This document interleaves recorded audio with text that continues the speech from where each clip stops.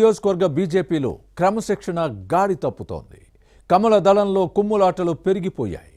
కేంద్ర మంత్రి అనుచరులు ఒక వర్గంగా, ఎంపీని వెన్నంటి నడిచేవారు మరో గ్రూపుగా మారారు. దీంతో ఇరు వర్గాల మధ్య పంచాయతీ మొదలైంది. ఎంపీ వ్యవహార శైలిపై ఆ నియోజకవర్గ బీజేపీ నేతలు అసంతృప్తిగా ఉన్నారా?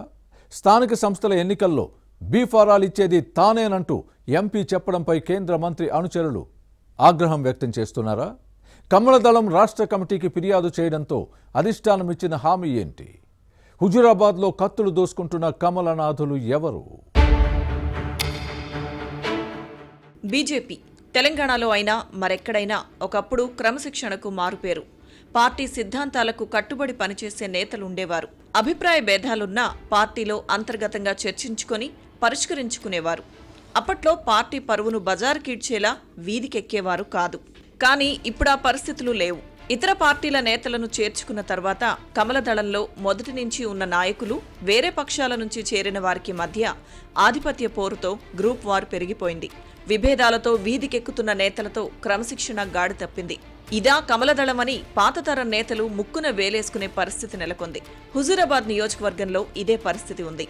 ఇక్కడ బీజేపీలో గతంలో సమసిపోయిన అంతర్గత కుమ్ములాటలు ఇటీవల మళ్లీ మొదలయ్యాయి. ఎంపీ ఈటెల రాజేందర్ ఓవైపు, ఈ నేత వ్యతిరేక వర్గం మరోవైపు ఎవరికి వారే అన్నట్టుగా ఉంటున్నారు. ఇటీవల ఈటెల రాజేందర్ వ్యవహార శైలిపై బీజేపీ మండల అధ్యక్షులు, రాష్ట్ర అధ్యక్షుడు రామచంద్రరావు దృష్టికి తీసుకువెళ్లారు. ఎంపీతో తమకు ఇబ్బందులొస్తున్నాయని ఫిర్యాదు చేశారు. కేంద్ర మంత్రి బండి సంజయ్ కుమార్ కు ఎంపీ ఈటెలకు మధ్య నెలకొన్న విభేదాలు పార్టీ పరువును మంట కలిపేలా ఉండడంతో అప్పట్లో అధిష్టానం చొరవ తీసుకుని ఇద్దరి మధ్య సయోధ్య కుదిర్చే ప్రయత్నం చేసింది. కానీ తర్వాత కథ మళ్లీ మొదటికొచ్చింది. కాళేశ్వరం ప్రాజెక్టు విషయంలో బండి సంజయ్ కుమార్ను ఎంపీ ఈటెల ఘాటు పదజాలంతో విమర్శించడాన్ని గుర్తుపెట్టుకోవాలి. కానీ బండి సంజయ్ మాత్రం ఈ అంశంపై స్పందించవద్దని తన అనుచరులను ఆదేశించడం అప్పట్లోనే దుమారం రేపింది. కాళేశ్వరం ప్రాజెక్టుతో ప్రజలకు మేలు జరిగిందన్న ఈటెల రాజేందర్ కామెంట్స్ ను బండి సంజయ్ తప్పుపట్టారు. ఈ సాగునీటి పథకంపై మొదటి నుంచి బీజేపీ ఒకే వైఖరితో ఉంది. అది అవినీతి ప్రాజెక్టేనని, బీఆర్ఎస్కు ఏటీఎంగా మారిందని బండి సంజయ్ మొదటి నుంచి ఆరోపించిన విషయాన్ని గుర్తుపెట్టుకోవాలి.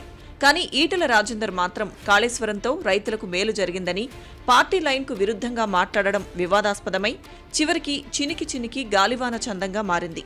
ఈ మాజీ మంత్రి బీఆర్ఎస్ను వీడి బీజేపీలో చేరినప్పటి నుంచే బండి సంజయ్ అసంతృప్తితో ఉన్నారన్న చర్చ సాగుతోంది.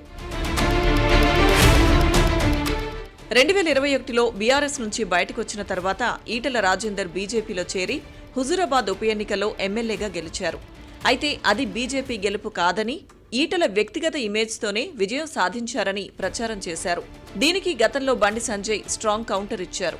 అందరం ప్రధాని మోదీ బొమ్మ, బీజేపీ గుర్తుతో గెలిచామని, ఎవరికీ వ్యక్తిగత అజెండాలు ఉండవని సెటైర్లు వేసిన విషయాన్ని గుర్తుపెట్టుకోవాలి. అప్పటి నుంచే బండి సంజయ్కు ఈటెల రాజేందర్కు మధ్య బాగా గ్యాప్ పెరిగింది. ఇక 2023 ఎన్నికల్లో హుజూరాబాద్ నుంచి పోటీ చేసి ఓడిపోయారు. తర్వాత పార్లమెంట్ ఎన్నికల్లో మల్కాజ్గిరి నుంచి ఎంపీగా గెలిచారు. ఇటు బండి సంజయ్ కుమార్ కరీంనగర్ ఎంపీగా నెగ్గి కేంద్ర మంత్రి అయ్యారు. హుజూరాబాద్ నియోజకవర్గం కరీంనగర్ పార్లమెంట్ స్థానం పరిధిలో ఉంది. దీంతో ఇక్కడ పార్టీ వ్యవహారాలను బండి సంజయ్ చక్కదిద్దే ప్రయత్నం చేశారు. బండి ఇక్కడ పర్యటిస్తే ఈటెల అనుచరులు దూరంగా ఉండేవారు. పార్లమెంట్ ఎన్నికల్లోనూ అంటీ ముట్టనట్టుగా వ్యవహరించడాన్ని బండి సంజయ్ జీర్ణించుకోలేకపోయారు.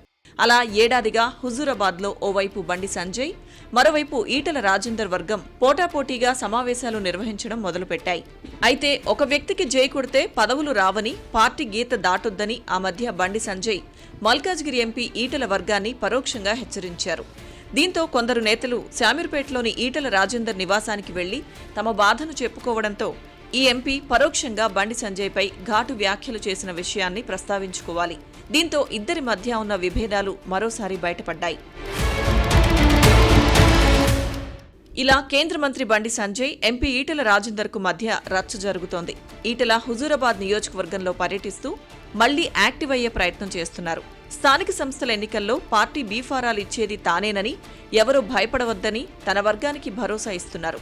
హుజూరాబాద్ మనదంటూ తన అనుచరుల్లో జోష్ పెంచుతున్నారు ఈ ఎంపీ. అయితే ఇది నచ్చని బండి సంజయ్ వర్గం ఇటీవల బీజేపీ రాష్ట్ర అధ్యక్షుడు రామచంద్రరావు కరీంనగర్ వచ్చినప్పుడు ఫిర్యాదు చేసింది.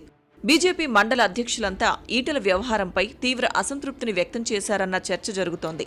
స్థానిక సంస్థల ఎన్నికల్లో అసలైన నేతలకే టికెట్లు ఇవ్వాలని రామచంద్రరావును కోరారని తెలుస్తోంది. మరోవైపు ఈటెల రాజేందర్ హుజూరాబాద్కు వస్తే తమకు సమాచారం ఇవ్వడం లేదని, సొంత వర్గాన్ని మాత్రమే కలిసి వెళ్లిపోతున్నారని లోకల్ లీడర్లు రాష్ట్ర కమిటీకి ఫిర్యాదు చేశారు. స్థానిక సంస్థల ఎన్నికల్లో బీజేపీ టికెట్లు రాకపోతే ఈ ఎంపీ అనుచరులు ప్రత్యామ్నాయం చూసుకోవాలన్న ఆలోచనలో ఉన్నారని రాష్ట్ర అధ్యక్షుడు రామచంద్రరావు దృష్టికి తెచ్చారని సమాచారం. ఇలా ఈటెల రాజేందర్ పంచాయతీ మళ్లీ మొదలైందని వ్యతిరేక వర్గం ప్రచారం చేస్తుంది. హుజూరాబాద్ వ్యవహారాల్లో ఈటెల వేలు పెట్టకుండా చూడాలని రాష్ట్ర అధ్యక్షుడిని కోరారు. దీంతో స్థానిక సంస్థల ఎన్నికల్లో టికెట్ల వ్యవహారాన్ని అధిష్టానం చూసుకుంటుందని, ఎవరూ ఆందోళన చెందవద్దని రాష్ట్ర అధ్యక్షుడు రామచంద్రరావు హుజూరాబాద్ నేతలకు హామీ ఇచ్చారని ప్రచారం జరుగుతోంది. ఇలా హుజూరాబాద్లో బీజేపీ లొల్లి ఎప్పుడు ముగుస్తుందో, స్థానిక సంస్థల ఎన్నికలు జరిగితే టికెట్ల గోలపై అధిష్టానం ఏ నిర్ణయం తీసుకుంటుందో చూడాలి.